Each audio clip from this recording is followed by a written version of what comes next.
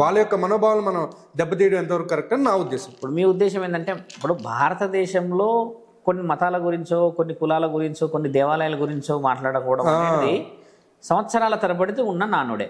Right. ఇంకో విషయం గమనించాల్సింది ఏంటంటే, వారు మనల్ని ఇబ్బంది పెడతారని, మనం వాళ్ళని ఇబ్బంది పెడుతున్నారు అని చెప్పడం అనేది కూడా కొంచెం ఆలోచన కొంచెం చాలా వ్యూహాత్మకంగా ఆలోచించాలి. మతాలని, కులాలని, లేకపోతే ఇంకేదో అనే విషయం పక్కన పెట్టి నేను మాట్లాడుతుంది ఏంటంటే ధర్మం చెప్తున్నాం. మన ధర్మాన్ని పాటించుకోవాలి, ఒకరినొకరు గౌరవించుకోవాలి అన్న విషయమే చాలా ముఖ్యమైనది ఇక్కడ. కానీ వేరే ధర్మాన్ని అధర్మం అనకూడదు అన్న విషయంలోనే నువ్వు అన్న ఇవన్నీ వర్షన్స్ వస్తాయి. మీరన్న వర్షన్ ఎలా ఉందంటే, కొంతమంది మన మీద తక్కువ చేస్తున్నారు కదా, కొంతమంది ఎక్కువ చేసి వస్తున్నారు కదా అని. అంటే మిత్ర, ఎన్నో జరుగుతున్నాయి ఈ రోజుల్లో. మనం ఏం చేయాలంటే, నీ యొక్క రక్తానికి ఉన్న విలువ ఏమిటి, నీ ఇంటికి ఉన్న విలువ ఏమిటి తెలుసుకోనంత వరకు ఎవరో చెప్పిన మాటలు వినాల్సిన పరిస్థితే కదా. ఆ రోజు మన ఋషి పరంపరలో మన వాళ్ళు చెప్పిన కూడా విషయాలు ఏంటంటే మిత్ర, నిన్ను నీవు తెలుసుకోవడమే జీవిత అన్వేషణ. అంటే ఒక వివాహానందుడు కూడా అన్ని శక్తులు నీలో ఉన్నాయన్నాడు. జగద్గురు ఆదిశంకరాచార్యులు కూడా శాంతం అనేది ఒక మాట చెప్పిపోయాడు.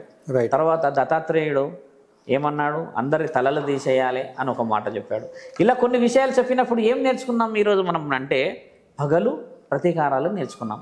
దానివల్ల ఏమవుతుందంటే భవిష్యత్తు భయాందోళనలో కనబడుతూ ఉంటుంది. అది వాస్తవమే కదా.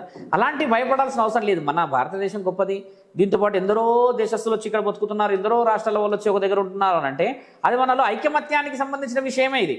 అంతే మీరు అన్నట్టుగా ఒకవేళ దేవుళ్ళనే పర్టికులర్గా తీసి మాట్లాడితే స్వామి, ఇది చాలా తప్పుదోవలో పోయే అవకాశాలు ఎక్కువ ఉంటాయి. ఇక్కడ అది జరుగుతుంది. మీరు అన్నది వాస్తవమే. నేను అనేది ఏంటంటే, మనల్ని మనం కాపాడుకోవాల్సిన అవసరం ముఖ్యమైనది అంటున్నాను.